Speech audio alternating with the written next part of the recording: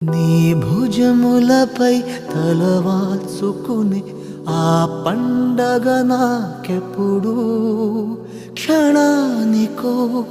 సవాలిలా జవాబులేదెప్పుడు నాన్నా నువ్వు నా ప్రాణం అనిన సరిపోదట